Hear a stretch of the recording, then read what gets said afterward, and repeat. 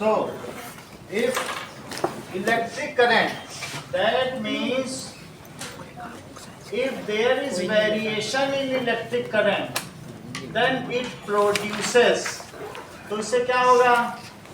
पहली बात तो ये समझो, if there is electric current, then it is associated with electric field as well as magnetic field. Electron चल रहा है तो इलेक्ट्रिक फील्ड होगी, चारों तरफ कोई और इलेक्ट्रॉन हो, प्रोटॉन हो, वो इसकी ओर अट्रैक्ट होगा।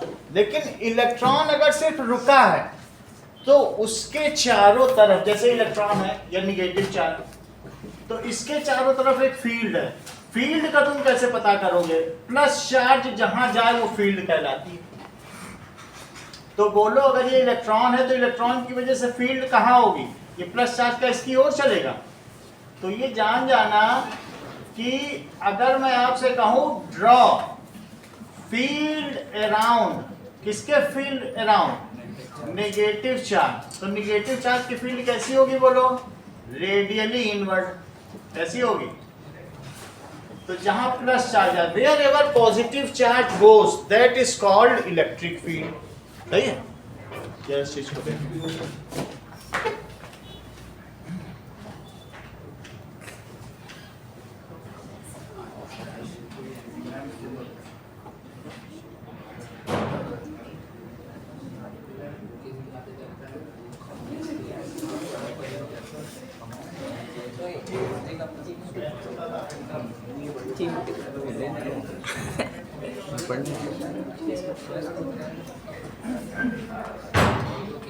नाउ सी, जैसे आप इधर देखो कि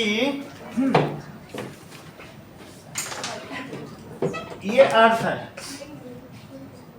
अच्छा ये बताओ, अगर यहां से कोई मास छोड़ दिया जाए तो किधर जाएगा? क्या इसके सेंटर पे हो?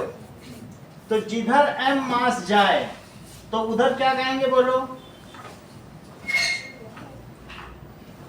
Gravitational field. तो जहां किसी पर फोर्स लगता है, the direction of force is called, उसे क्या कहते हैं? फील्ड। ठीक है? Direction of force experienced bye A mass is called gravitational field. सही? देखो इस चीज को। तो अगर मैं कहूं कि direction of force experienced by mass is called gravitational field. So gravitational field of earth is radially inward. कैसी होगी? क्योंकि कोई चीज तो उसके अंदर ही आना चाहिए ना। तो gravitational field due to earth is radially inward। Radius के डायरेक्शन में और इनवर्ड है। अच्छा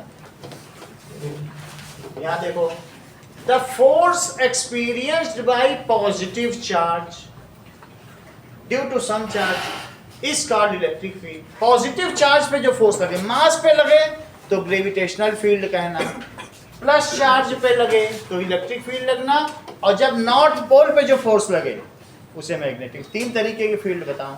एक ग्रेविटेशनल बता दी, कोई मास है धरती की ओर छोड़ो, किधर जाएगा? सेंटर की ओर जाएगा कि नहीं? यही फील्ड, जिधर जा रहा है वो फील्ड होगी। तो the force experienced by positive charge is called force experienced by positive charge is called electric field. अब ये मुझे बताइए Mayank, the direction of electric field due to negative charge is, magnet की कहाँ बात कर रहे हो? अभी जो चीज पढ़ा आगे मत बढ़ो। हाँ बोलो। मैग्नेट की बात ही नहीं, मैं तो इलेक्ट्रिक की बात कर रहा हूँ। अभी ग्रेविटेशन बताया, फिर इलेक्ट्रिक, फिर मैग्नेटिक पे। Direction of electric field due to negative charge क्या होगा? बताओ। नैतिक रेडियली यही लिखा है ना, रेडियली इनवर्ड। इस केस में जैसे अंदर आ रहा है तो अगर माइनस चार्ज है तो डायरेक्शन किधर होगा? ये इलेक्ट्रिक फील्ड की डायरेक्शन है और ये किसकी डायरेक्शन है? Gravitational field. क्यों? क्योंकि फोर्स किधर लगेगा? इस पर। इधर क्यों लगेगा कि नहीं लगेगा? तो direction of electric field due to negative charge क्या होगी? Is radially inward. इतनी बात समझ आ गई? अच्छा अब जरा देखो डायरेक्शन ऑफ इलेक्ट्रिक फील्ड। अगर हम एक पॉजिटिव चार्ज रख लें तो क्या आप मुझे बताएंगे Arshita direction of electric field due to positive charge किधर होगी? रेडियस के डायरेक्शन में होगी। और कैसे होगी बोलो? क्योंकि यहाँ प्लस रखोगे तो ये कहाँ जाएंगे सारे प्लस चार्ज? बताइए, क्या बाहर भागेंगे? So it is radially outward. Plus charge रख के देख लो, कहीं भी रखोगे तो कहाँ भागेंगे बताओ? आउटवर्ड भागेंगे। तो अब आपको दो तरीके की फील्ड तो समझ में आ गई, लेकिन हमें बात किसकी करनी है? Magnetic field. तो लिखो कि direction of electric field due to positive charge is radially. इतनी बात समझ आ गई? क्या दिव्या आप मुझे बताएंगे, मैं यहाँ 1 kg का एक वे रखे हूँ कोई, ठीक है, और उस पर कितनी फील्ड लगती होगी ग्रेविटेशनल? 1 किलो की चीज। यस, ये बहुत अच्छा कह रही। इन्होंने ग्रेविटेशनल फील्ड की डेफिनेशन ही बता दी। यूनिट मास के द्वारा जितना फोर्स एक्सपीरियंस किया जाए वही उसकी फील्ड। दिव्या का कहना है यूनिट कूलम, 1 कूलम रख लो यहाँ पे, जितना फोर्स अंदर की ओर उस पर लगेगा वो उसकी फील्ड। और अगर मैं इनसे ग्रेविटेशनल पूछता हूं तो अभी उन्होंने क्या कहा? द फोर्स एक्सपीरियंस्ड बाय किसके द्वारा? Unit mass. 1 kg मास पे mg लगता है तो 1 into g कर दो, 9.8 बताया अभी। द फोर्स एक्सपीरियंस्ड बाय, देखो इस चीज को, फोर्स, कौन सा फोर्स? अगर आप ग्रेविटेशनल फील्ड की बात कर रही हो तो gravitational force experienced by unit mass is gravitational field. तो वो फील्ड की क्या वैल्यू हो जाएगी? It is mg। तो mg में इसको 1 रख दो, g को क्या रखो? तो 9.8 न्यूटन हो गए कि नहीं? अच्छा अब देखो, तो कोई भी चार्ज अगर होगा तो चार्ज क्या चीज हो सकती है बोलो? क्या वो रेस्ट पर हो सकता है, और या फिर क्या हो सकता है? मूविंग हो सकता है। तो अगर मूविंग है तो उसकी क्या दो स्थितियां हो सकती हैं? या तो यूनिफॉर्म वेलोसिटी से भी चल सकता है और या फिर एक्सीलरेटेड मोशन भी हो सकता है। तो मूविंग में भी दो स्थिति है, दैट इज यूनिफॉर्म वेलोसिटी, और दूसरा क्या बताइए? एक्सीलरेटेड। इतनी बात है। अगर चार्ज रुका हुआ है तो वो फिजिक्स की जो ब्रांच है उसको कहते हैं इलेक्ट्रोस्टैटिक्स। चार्ज आवेश स्थितिकी, उसे क्या कहते हैं? इलेक्ट्रोस्टैटिक्स। ये अलग ब्रांच है, इसकी अलग एक बुक है इलेक्ट्रोस्टैटिक्स जो 11th में पढ़ाई जाएगी, समझ आ गई? इलेक्ट्रोस्टैटिक। और अगर चार्ज चल रहा है तो उसको क्या कहेंगे? इलेक्ट्रोडायनेमिक्स। तो अलग अलग ब्रांच है। तो अभी हम ये क्या बात करना बोलो? ये इलेक्ट्रोस्टैटिक्स है और ये कौन सी हुई? इलेक्ट्रोडायनेमिक्स। ये ब्रांच है साइंस की, तो इलेक्ट्रोस्टैटिक्स की। और इसे क्या लिखोगे बोलो? इलेक्ट्रोडायनेमिक्स। अब जरा देखो, टिश्यू अगर चार्ज रुका है तो भी क्या वो कोई इलेक्ट्रिक फील्ड पैदा करेगा? रुका है कि नहीं करेगा? नहीं कर सकता। हाँ, डू यू एग्री? रुका हुआ चार्ज है, क्या तब भी वो इलेक्ट्रिक फील्ड पैदा करेगा? बोलो।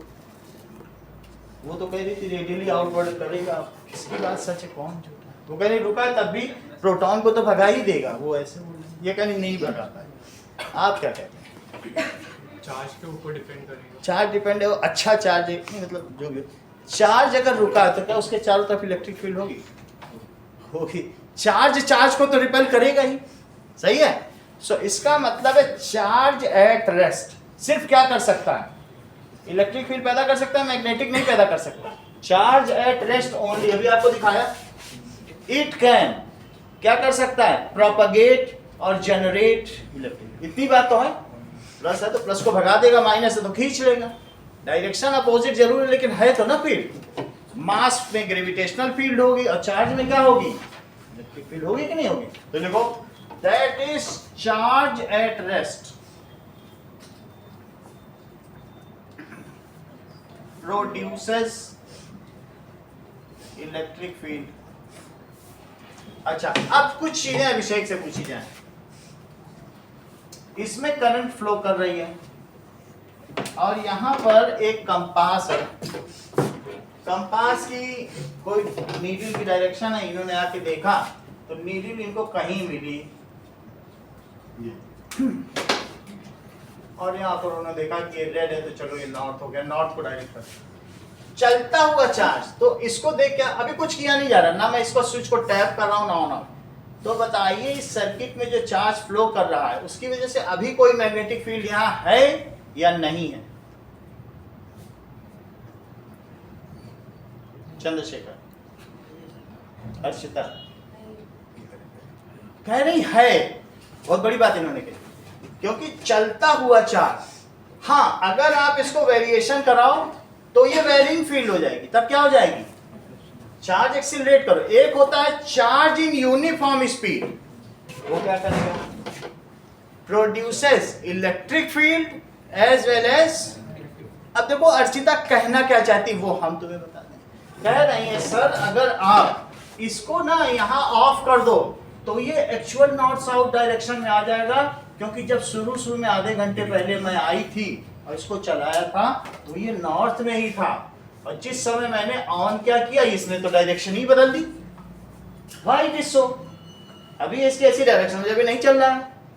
इसकी वजह से ये क्या हुआ? ये एक्सपेरिमेंट किसका है बताइए? ऑर्स्टेड का। 2000 साइंटिस्ट की भरी हुई ऑडिटोरियम में जब ऑर्स्टेड ने ये दिखाया कि इलेक्ट्रिसिटी से वो मैग्नेट को डिफ्लेक्ट करा सकते हैं, तो तालियों की गड़गड़ाहट से वो ऑडिटोरियम गूंज उठा और उनको स्टैंडिंग ओवेशन मिले।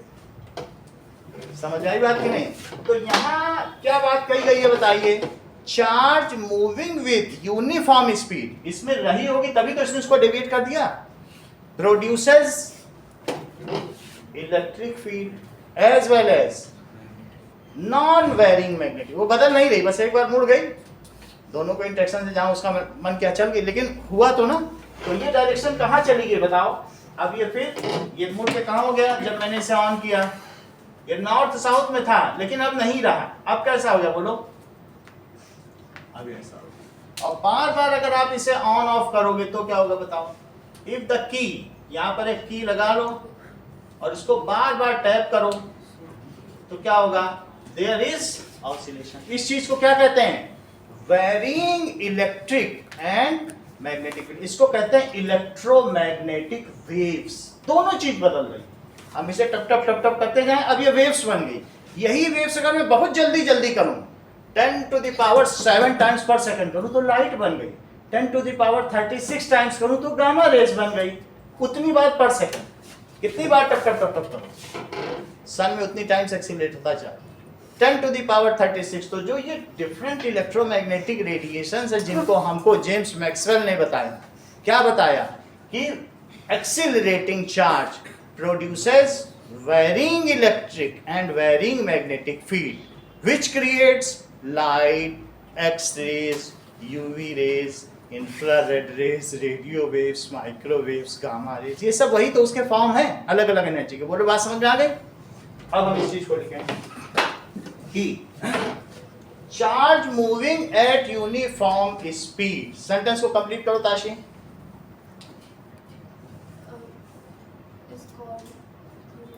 ये अच्छा बताने देखो, काफी टैलेंटेड लगती है ना। Charge moving with uniform velocity, ये यूनिफॉर्म वेलोसिटी से चलता जा रहा है, तो ये क्या करेगा Utkarsh? It creates magnetic field and electric field, generates या propagates magnetic as well as electric field. Electric field तो तुम समझ गए, अभी आपको बताया। और अगर वो एक्सीलरेट करने लगे, बार बार ऑन ऑफ करने लगो, तो क्या होगा? That is varying electric and varying magnetic, जिसको कि इलेक्ट्रोमैग्नेटिक रेडिएशंस या इलेक्ट्रोमैग्नेटिक वेव्स कहते हैं, जो सन से हमारे तक पहुंचते हैं। वहां चार्ज ऑसिलेट कर रहा है और इस वजह से वो ईएम वेव्स दे रहा है। तो produces varying electric as well as varying magnetic field. ये किसकी थ्योरी है? दैट इज जेम्स मैक्सवेल की, जिनकी वजह से रदरफोर्ड का मॉडल फेल हुआ था। अब हम देखते हैं कि what was the Oersted experiment, 2 number का क्वेश्चन आता है, and what was its significance. इसका सिग्निफिकेंस क्या है? ओरस्टेड ने क्या एक्सपेरिमेंट दिखाया और इसका सिग्निफिकेंस क्या है? सोनाक्षी तुम सिर्फ इतना बता सकती हो कि ओरस्टेड ने क्या किया, सिग्निफिकेंस तो मैं ही बता दूंगा, तुम इतना बता दो, बोलो।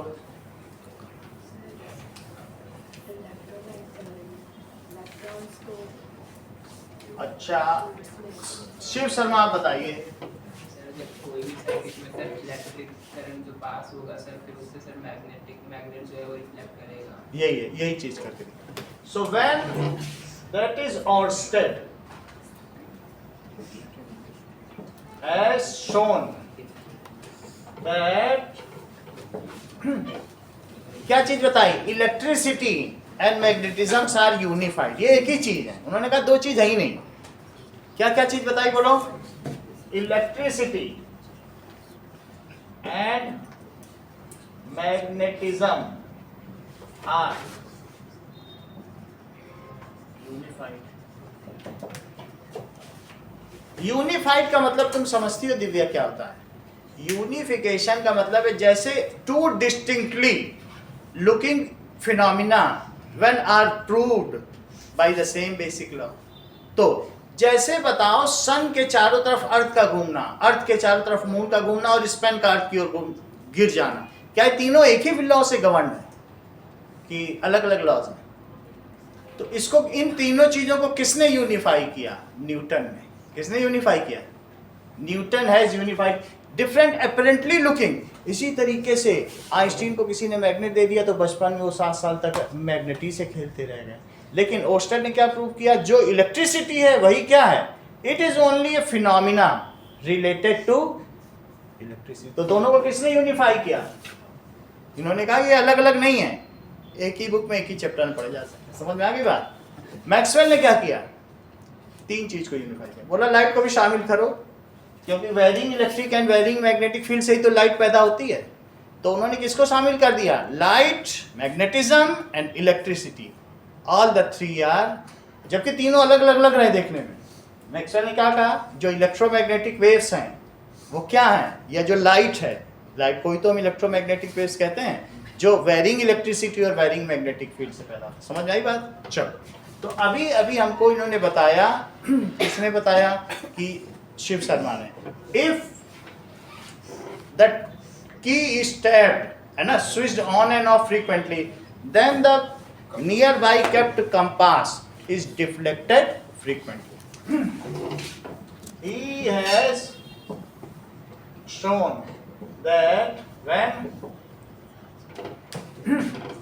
जो की है of electric circuit is tapped, उसे टैप करते हैं frequently, then nearby kept compass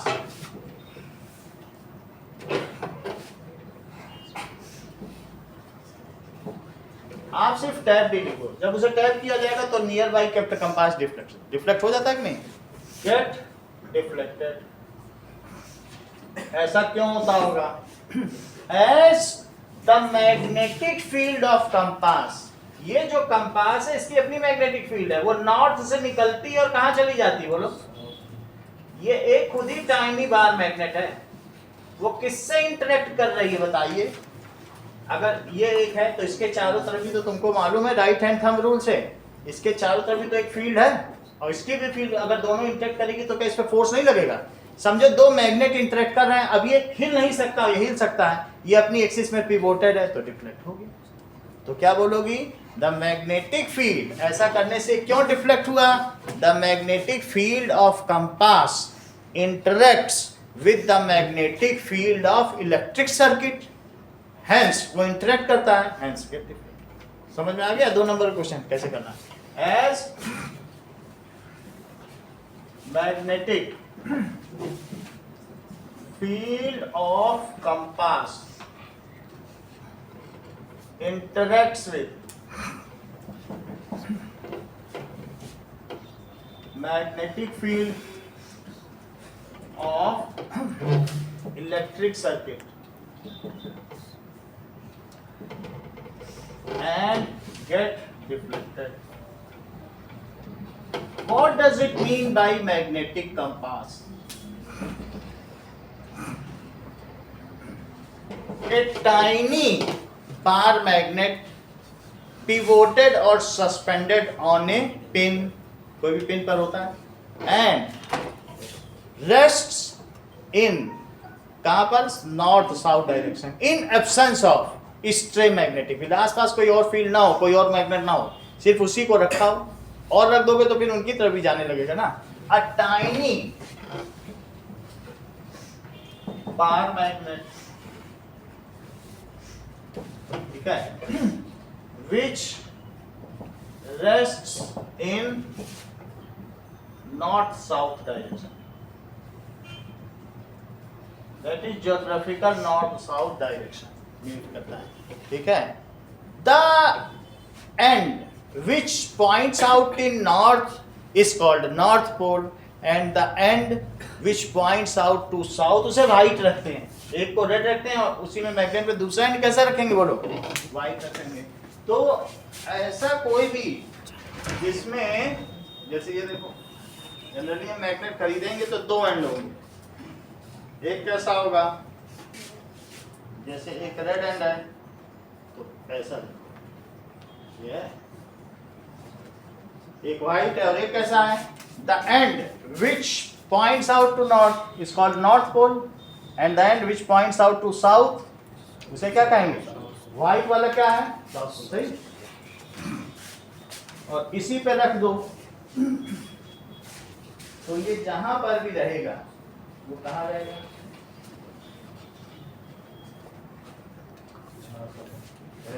अगर इसी में दूसरा मैग्नेट रखा जाए तो क्या होगा?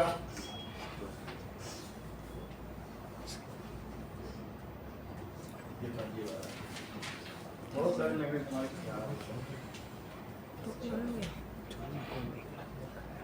समझ में? नॉर्थ और साउथ आपस में क्या करते हैं?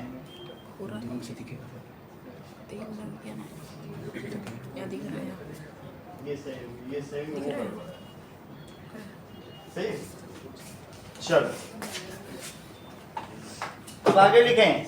अगर आपसे पूछा जाए नॉर्थ पोल क्या है, the needle of compass which points out to geographical north is called north pole. The needle of compass which points out to geographical north, इसको मैग्नेटिक कंपास को कुतुबनुमा भी कहते हैं। तो कुतुबनुमा का वह सिरा जो भौगोलिक उत्तरी ध्रुव की ओर इशारा करे उसे उत्तरी ध्रुव कहते हैं। द नीडल ऑफ कंपास, ठीक है। आपकी मदर से पूछोगे वो मैग्नेटिक कंपास कभी नहीं कहेंगे, वो कुतुबनुमा कहेंगे। सही है। दैट मीन्स जो ज्योग्राफिकल नॉर्थ की ओर रहेगा it is called North Pole. And which points out to South is called South Pole. तो ये तो ओरसेट का एक्सपेरिमेंट हो गया. अब आगे देखें. अगली चीज,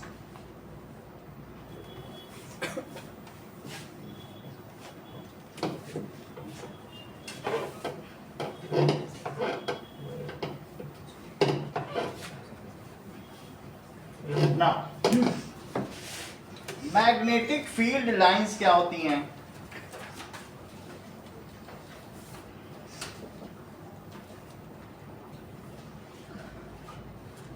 Imaginary lines drawn around magnet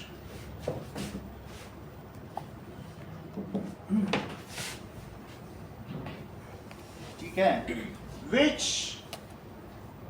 shows magnetic field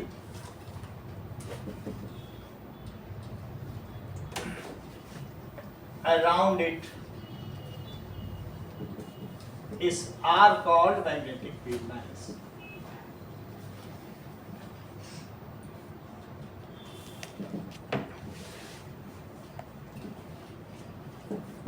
If a tangent is drawn at any point on magnetic field lines,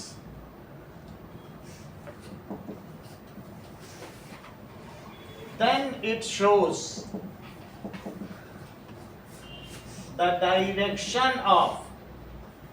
direction in which needle of magnetic compass stays.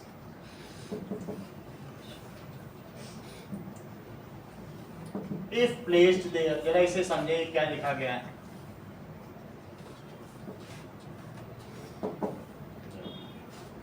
देखिए, चुंबकीय बल रेखाएं क्या होती हैं? द काल्पनिक रेखाएं जो किसी चुंबक के चारों तरफ खींची गई हों. The imaginary lines drawn around the magnet. उसे क्या कहेंगे? अगर मान लो उत्कर्ष इस पर धागा बांध दो तो क्या ये भी एक मैग्नेटिक कंपास की तरह काम करेगा कि नहीं करेगा? करेगा. जो वो कर रहा था, इसी को धागे से सस्पेंड कर दो तो ये भी. या कटोरी पे उल्टा कटोरी रख के पानी पे रख दो तो कटोरी वैसे घूम जाएगी जिधर नॉर्थ. तो इस तरीके से इसमें से जो चारों तरफ इमेजिनरी फील्ड लाइंस जा रही हैं, व्हाट डज दे शो?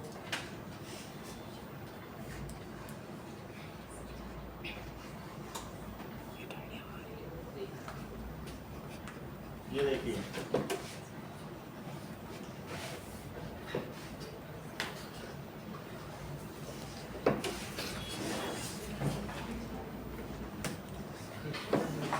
ना इसकी सिमेट्री देखी जाएगी.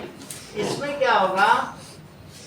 नॉर्थ से ये निकलती हैं और साउथ में इंटर करेंगे.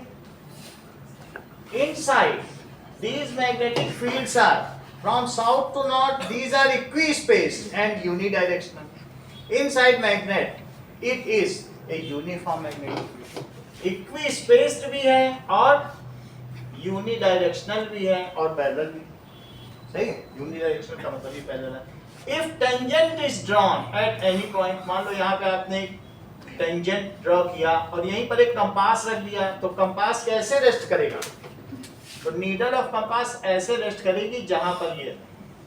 ओके, तो ये क्योंकि जिधर जा रहा है, जिधर इसकी डायरेक्शन है उधर इसका north pole.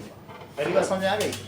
So at any point if tangent is drawn and compass is kept, then compass needle will rest in the direction of tangent drawn.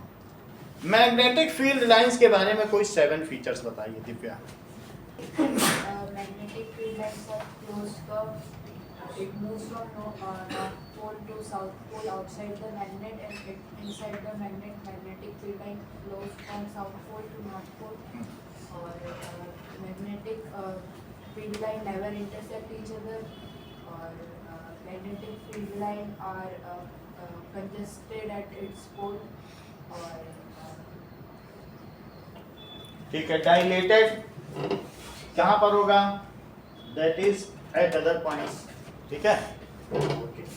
The number of field lines per unit area represent the magnetic field strength. Okay, ये सभी बातें आपको बतानी। चलिए आगे की बात करें।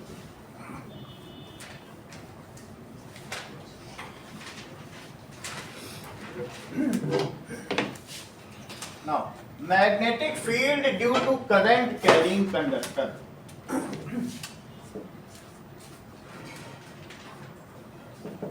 Field due to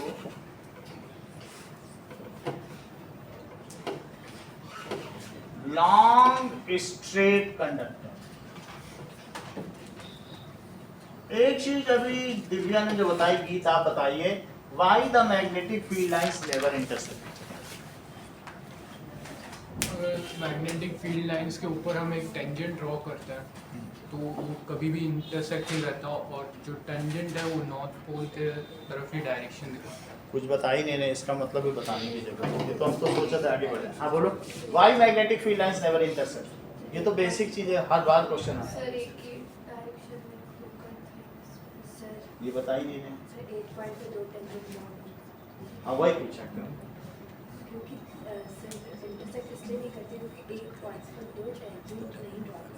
हम कर देगा सर तो वो तुम तो कर इंटरसेक्ट हो जाएगी। हम कर देते हैं, कहीं हो रहा सर है वो तो पैरेलल है। पहले नहीं सब अलग बैठा है। कहाँ पर ये पैर? हाँ बोलो, बताओ, कोई बता ही नहीं रहा, बताना पड़ेगा। हम सोच रहे थे ये नॉर्मल चीज है, जबकि ये टॉप ऑफ द टाउन है, तब भी ये लोग नहीं बता रहे। ये तो शहर में चश्मा है जगह जगह ये बात ना। अब देखो, वो तो बता ही देंगे, तो जीनियस में ना। इतनी बात हो गई।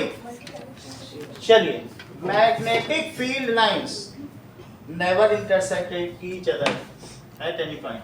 तो मैग्नेटिक फील्ड लाइंस में क्या है? Field lines form close loop. ये क्या करती हैं?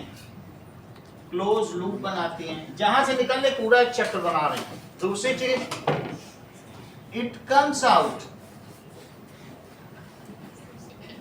फ्रॉम नॉर्थ, ठीक है, and enters at south. Magnetic field line are congested near poles.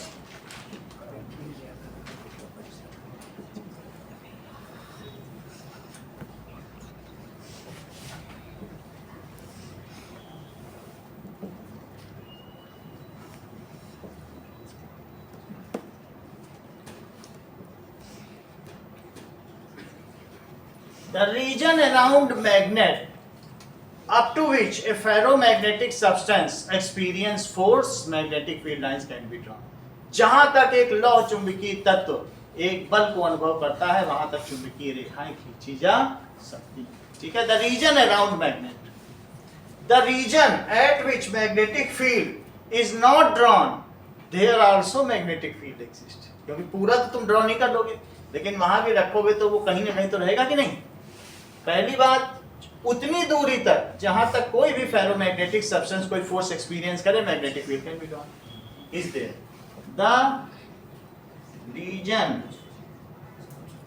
Around magnet,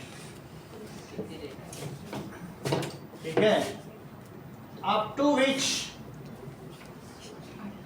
ferromagnetic substance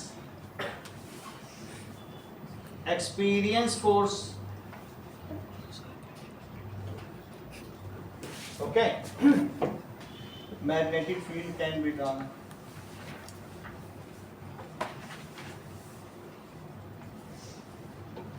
अगली चीज, magnetic field lines never intersect each other. क्यों नहीं intersect?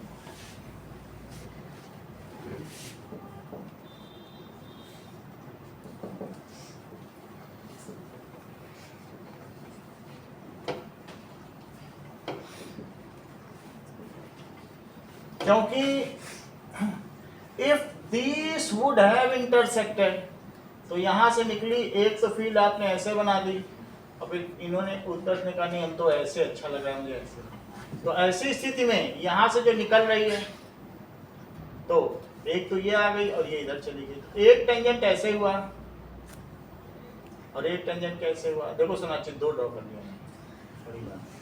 So if compass is kept at the point of intersection, then it is not possible for compass to rest simultaneously in two different direction. क्या compass एक साथ दो दिशाओं में रह सकता है? As compass cannot stay simultaneously in two different direction, so magnetic field lines never intersect. ठीक है? As at point of intersection, there will be two tangents. वहां कितने tangents होंगे? Will be two tangents in this case, but compass kept there cannot stay simultaneously in two direction, so magnetic field line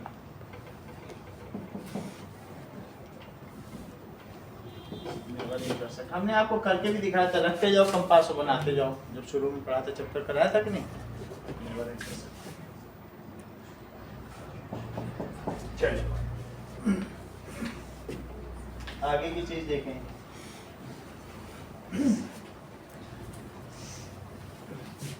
एक और point है, the degree of closeness of magnetic field lines shows the magnetic field strength there. जितनी close होंगी वही क्या कराएंगे? Degree of closeness of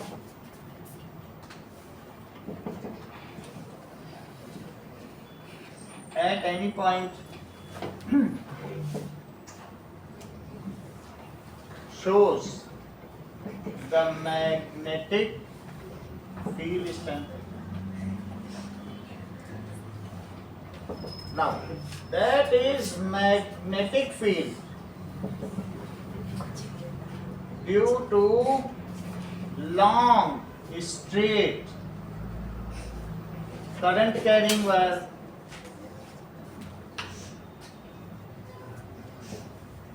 ये हमको मालूम है कि अगर करंट जा रही है तो मैग्नेट होगा, अभी ऑस्ट्रेलिया की बता दिया, ठीक है। सो एक लॉन्ग करंट कैरिंग वायर है, ये बहुत लॉन्ग है, कई मीटर लंबा और स्ट्रेट भी है। अगर इसमें करंट जा रही है तो इसमें फील्ड कैसी होगी? अगर इसके चारों तरफ एक ऐसे डिस्क रख दो, उसके ऊपर मैग्नेट रखो, तो मैग्नेट का कंपास किधर किधर रहेगा? जरा चेक करो, ऐसे चारों तरफ रखोगे तो ये कंपास किधर किधर रुकेगा?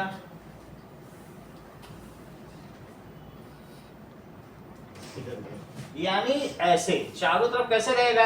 ऐसे ऐसे ऐसे, बहुत सारे कंपास एक साथ रखो तो सबकी डायरेक्शन कैसे रहेगी? That will be like this, ऐसे इधर की ओर रहेगी।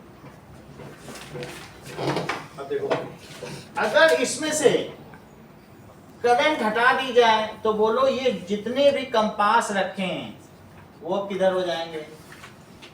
अब जो अर्थ की नॉर्थ वाली फील्ड है सिर्फ उधर ही की ओर रहेंगे।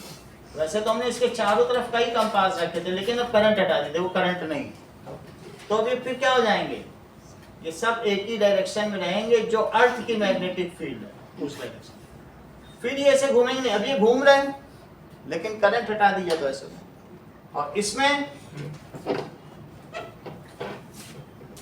ऐसे एक ही डायरेक्शन।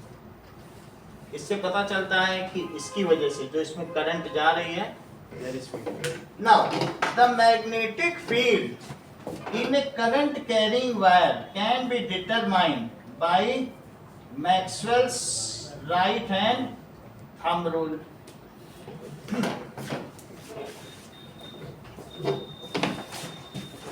चलिए, Archita, what is right hand rule? If we grasp a current carrying conductor in our right hand such that the thumb points towards the direction of the current, then the wrapping of fingers shows the direction of magnetic field. सही। It is, अगर हम अपने right hand के thumb को किधर की ओर ले जाएं और फिंगर किधर हो, if finger is in the direction of wrapping, और ये हमने दिस इज थंब, चलो, तो इसी में हमने वायर पकड़ लिया जिसमें थंब किस डायरेक्शन में बताइए, thumb is in the direction of,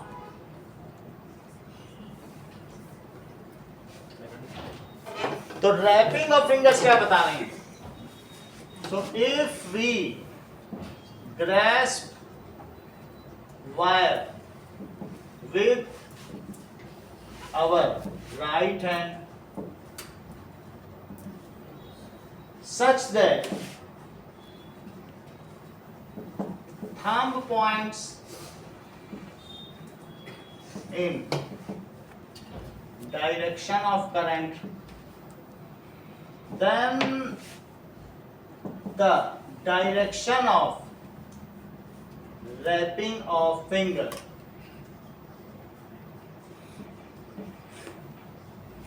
shows the direction of magnetic field.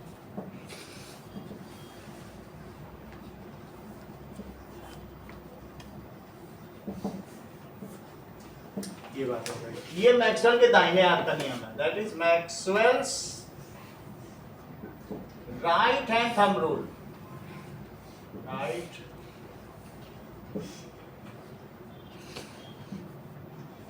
Now Divya, what is the nature of magnetic field lines around a straight long current carrying wire?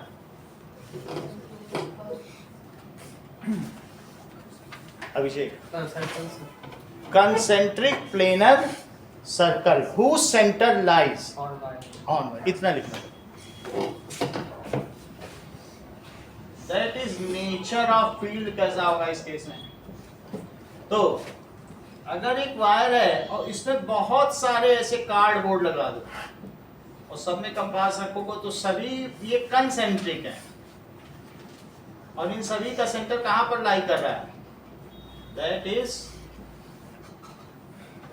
it lies on wire. So the field in around, ठीक है, the field around long straight current carrying wire are concentric circle whose center, इसका centre कहाँ लाई करेगा? और concentric ही नहीं है, concentric planar circle, बहुत सारे सर्कल हैं लेकिन क्या उनका प्लेनर भी है? whose center lies on wire.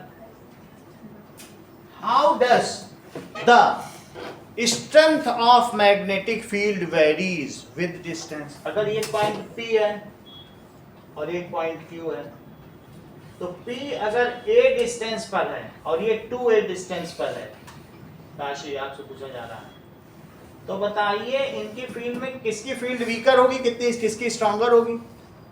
Sir, Q की कितने टाइम्स वीकर होगी? Sir, 1/4 times. ये बायो सावर्ट लॉ के हिसाब से होता है, या फिर से समझो, the force is inversely proportional to square of the distance from the wire. Question एक बार आ चुका है, फिर से समझो, यहाँ का जो फोर्स है ना, इस पे जो लग रहा है मैग्नेटिक फील्ड पे फोर्स, भाई इस पॉइंट पर कुछ फोर्स एक्सपीरियंस या फील्ड समझिए, फील्ड क्या होता है? बी। फील्ड को क्या कहती हो? तो B is inversely proportional to 1/4। As we move away from wire, तो क्या होगा? देन आपको इनवर्स लॉ, स्क्वायर लॉ 9 पे पढ़ा जा चुका है, क्या आपने पढ़ा है?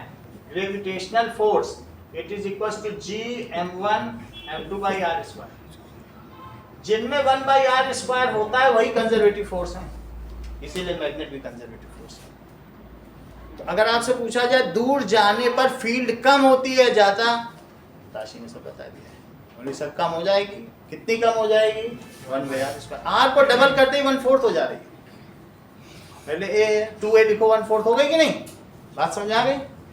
चलो, as we move away from wire then the distance या gap between concentric circle increases। 2023 का क्वेश्चन है जिसको अभी हमने पिछली बार डिस्कस भी किया था, इसी लॉ से किया था कि नहीं? तो गैप क्यों बढ़ता है? क्योंकि दूर जाने पर इनके बीच की फील्ड वीकर होती है। Okay, field is inversely proportional. आगे देखिए नाउ।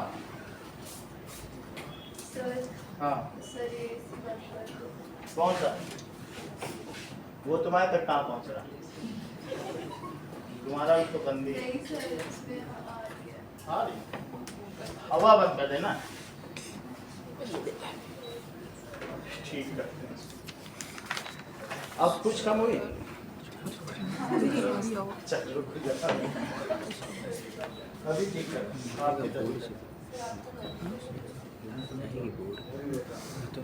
अभी टिश्यू को लगे। अब देखो अब नहीं आ रही है। आई अब 1-2 दिन में गर्मी आने वाली है। जो सन है वो सदर्न हेमिस्फीयर में पहुंच गया। मालूम है मकर संक्रांति का मतलब क्या होता है? लाइन्स में तो उन्होंने पढ़ा है ना।